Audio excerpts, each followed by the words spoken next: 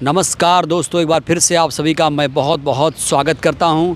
दोस्तों, मैं इस समय देश की राजधानी दिल्ली के इंडिया गेट पर मौजूद हूं और आज मैं लोगों से यहां मिल रहा हूं और हरियाणा से लौटने के बाद मैं दिल्ली पहुंचा हूं। साथ ही साथ अभी चंद्रशेखर ओवैसी साहब के गठबंधन की बात सामने आ रही है। उत्तर प्रदेश में 10 सीटों पर उपचुनाव होने जा रहा है। इसको लेकर ज़ोर शोर से पार्टियां लगी हुई हैं। बहन जी के मामले को लेकर भी चर्चा करेंगे। हमारे साथ हैं मेहताब हिंदुस्तानी, जो बहुजनों की बात करते हैं, ख़ास तौर से उनकी आवाज़ बुलंद करते हैं। मेहताब भाई, बहुत स्वागत आपका। बहुत बहुत शुक्रिया आपका, बहुत बहुत धन्यवाद कि आपने मुझे बोलने का मौका दिया। और सभी देशवासियों को मेरा जय हिंद, जय भारत, जय संविधान। आपने बात की चंद्रशेखर भाई जी जी और ओवैसी साहब की। हाँ, देखिए, कहीं ना कहीं बहन मायावती जी का जो है वो गिराफ गिरता हुआ नज़र आ रहा है, क्योंकि जो पहले 10 साल पहले वो जिस रूप में दिखाई देती थी, शायद वो अब उस रूप में उभरती हुई नज़र नहीं आ रही। अब जो वक्त है, जो टाइम है, वो चंद्रशेखर रावण का है और लोग उनको सपोर्ट भी कर रहे हैं। चाहे वो बहुजन हो, चाहे वो मोमडन हो, उनके साथ लोग आ रहे हैं। और रही बात गठबंधन की, ओवैसी साहब से जो गठबंधन की बात कही है आपने, तो अच्छी बात है। ये गठबंधन होगा तो बहुत अच्छा बेनिफिट भी होगा। और मुझे तो आने वाले समय में ऐसे लग रहा है जैसे एक राज्य के मुख्यमंत्री का चेहरा उभरता हुआ नज़र आ रहे हैं चंद्रशेखर रावण। चंद्रशेखर अभी एक सांसद हैं, उनकी पार्टी माना कि यहाँ काम कर रही है। आप चंद्रशेखर को क्या बहन जी के साथ तुलना करके देख रहे हैं? देखिए, चंद्रशेखर रावण जो है जैसे कि एक उभरता हुआ चेहरा है, उभरता हुआ चेहरा है और बड़ी मुखरता से बहुजनों की, अल्पसंख्यकों की, मुस्लिमों की आवाज़ उठाते हैं संसद में। जैसा कि अभी आपने देखा वक्फ बोर्ड बिल पर, जो भारतीय जनता पार्टी जो बिल ला रही थी, उस पर उन्होंने चेतावनी दी है। क्या कहा? कि अगर इस पर जो हक है वो सिर्फ मुसलमानों का है, इसमें भाजपा का या किसी हिंदू संगठन का कोई दखल नहीं है। तो कहीं ना कहीं चंद्रशेखर लोगों की पसंद बनते नज़र आ रहे हैं। बहन जी बड़ी नेता हैं और कहा जाता है कि उनका अपना वोट बैंक है। क्या इस वोट बैंक पर भी वो सेंधमारी कर सकते हैं चंद्रशेखर? पहले थी, अब नहीं है। पहले उनका वोट 45% होता था, अब खिसकते हुए 5% वोट रह गया 10% अभी आया है। मैं आपकी नज़र में 10% होगा, 5% मैं मान रहा हूँ। अगर 10% भी होगा, बहुत होता है 10%। अपने देखी हालत, अभी चुनाव में देखी, लोकसभा के चुनाव में देखी आपने, विधानसभा के चुनाव में देखी, सारा वोट गठबंधन को गया। मैंने कहा जैसे कि चंद्रशेखर इस वक्त जो है, बहन जी को क्या करना चाहिए बताइए जरा। देखिए, बहन जी को अगर अपने आप को, अपनी राजनीति को सफल बनाना है या जिंदा रखना है, तो चंद्रशेखर के साथ आना पड़ेगा या इंडिया गठबंधन के साथ आना पड़ेगा। जो उन पर दबाव है, उस दबाव से उनको उभरना पड़ेगा। क्या दबाव? किस दबाव की बात कर रहे हैं आप? दबाव ईडी सीबीआई का होगा दबाव, जो वो नहीं बोल पा रही हैं। आप लोग ये मनोहर कहानियाँ क्यों बनाते हैं बहन जी के बारे में? देखिए, मैंने टाइम बहन जी का देखा है। एक समय ऐसा भी था कि वो आयरन लेडी के नाम से जानी जाती थी और उनके शासन में गुंडे अंदर घुस जाया करते थे। दलितों पर, मुसलमानों पर कोई आंख उठाकर भी नहीं देख सकता था, बेटियों पर कोई आंख उठाकर नहीं देख सकता था। आज वो खुद बोलने को तैयार नहीं, पता नहीं किस प्रेशर में है। शायद भारतीय जनता पार्टी की कोई ऐसी निगाह है या कोई ऐसी नफ्स है उनके पास जो वो बोल नहीं पा रही। क्या है?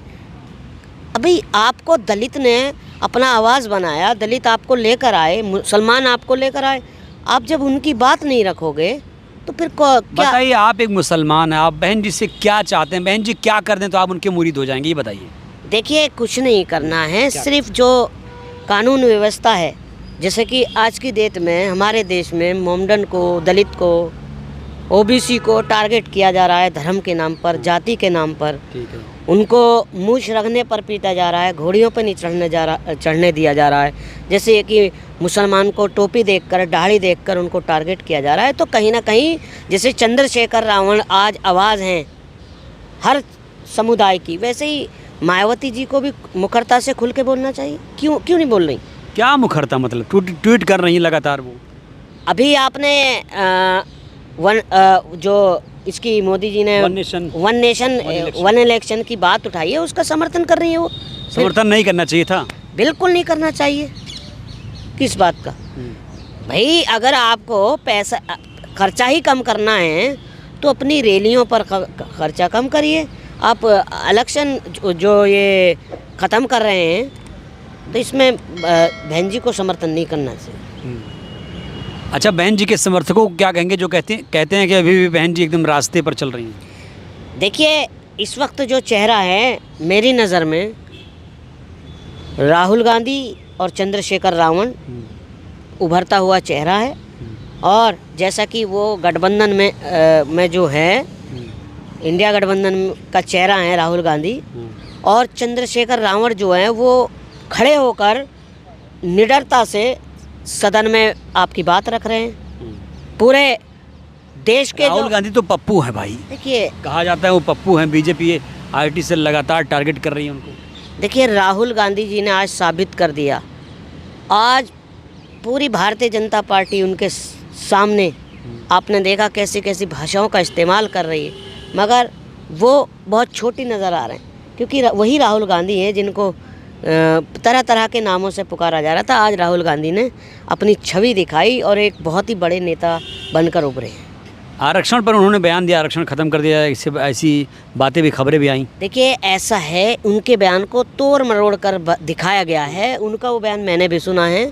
उन्होंने ये कहा है जब हम हर समुदाय को, हर बिरादरी को एक जगह समझा जाएगा, एक लाइन में खड़ा कर दिया जाएगा, तो आरक्षण अगर उसमें ख़त्म भी कर दिया जाए, जब सबका अधिकार एक हो जाएगा, तो फिर क्या क्या गलत कह दिया उन्होंने, बताओ आप मुझे। नहीं, क्या जाति खत्म तो आरक्षण खत्म? भारतीय जनता पार्टी आरक्षण देने की बात करती है, मिला नहीं मिला। महिलाओं को कोटा देने की बात करती है, दिया नहीं दिया। ये राहुल गांधी को टारगेट करना है। उनकी ज़रा सी जो बात है वो भाजपा की आईटी सेल है, उसको वीडियो को काट कर कुछ लफ्ज़ दिखाना, तो राहुल गांधी। बहन जी भी राहुल जी के बयान पर भड़की हुई थी, याद होगा आपको, आरक्षण के मामले पर जब उन्होंने बयान दिया था। क्यों भारतीय जनता पार्टी तरह तरह के बयान और देश में जो उन्होंने आग लगा रखी है, क्यों नहीं बोलती उस पर? मायावती जी बोलना चाहिए। बोल तो रही हैं, मुखर होकर बोल रही हैं। कहाँ बोल रही हैं? लगातार अभी दलित भड़का रही हैं। अभी बिहार में 80 दलितों के घरों को जलाया दबंगों ने, अभी ये तक आया ट्वीट आ गया। क्यों नहीं बोलती फिर वो? ट्वीट किया ना अभी सुबह। तो उस पर कार्रवाई क्यों नहीं कर बोलती? कहने को कहें कि कार्रवाई होनी चाहिए। बिल्कुल कहा है कार्रवाई हो ऐसे लोगों के खिलाफ, एक्शन लेना चाहिए नीतीश कुमार सरकार के खिलाफ, बोलना चाहिए।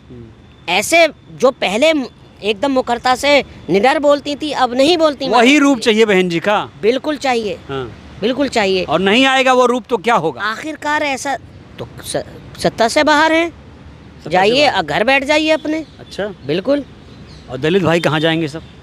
मैंने कहा ना, आने वाला सितारा जो मुख्यमंत्री का दावेदार है। देखिए, मैं सलाह है मेरी, वो समझदार हैं, बहुत समझदार हैं मुझसे, 3 बार की मुख्यमंत्री भी, 4 बार की। उनको अब क्या करना चाहिए? चंद्रशेखर की कमर पर, सर पर हाथ रखकर चलना चाहिए, बड़ा बनकर चलना चाहिए। मतलब चंद्रशेखर को आशीर्वाद दे दें। और बिल्कुल, उनको मुख्यमंत्री का चेहरा बनाना चाहिए और खुद को इंडिया गठबंधन में आना चाहिए। अगर वो इंडिया गठबंधन में आ जाती तो वो। अच्छा, एक बात बताओ मेहताब भाई, वो खुद कह दें कि हम इंडिया में आ रहे हैं, हल्ला करके बता दें सबको, ये लोग प्रयास नहीं करेंगे इंडिया वाले? शायद आप भूल गए, सोनिया जी ने 3 बार निमंत्रण भेजा उनको। अच्छा।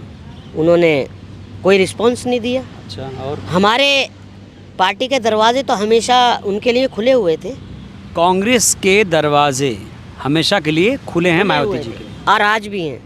आज भी हैं, क्योंकि सवाल है देश का। अच्छा। सवाल है देश की दलित भाइयों का। आखिरी सवाल क्या लगता है, बहन जी इंडिया के साथ आएंगी, चंद्रशेखर को अपना आशीर्वाद देंगी? आखिरी सवाल।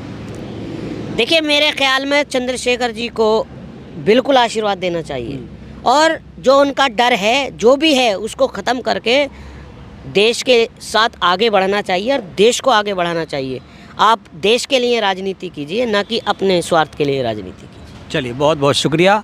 तो ये है मेहताब हिंदुस्तानी, आपने इनकी बातें सुनी। सहमत हैं असहमत हैं, मैं बार बार कहता हूं कि सहमति असहमति हर किसी के साथ हो सकती है। वीडियो अच्छा भी लग सकता है, बुरा भी लग सकता है। कौन सी बात अच्छी लगी, कौन सी बुरी, कमेंट ज़रूर करिएगा। धन्यवाद।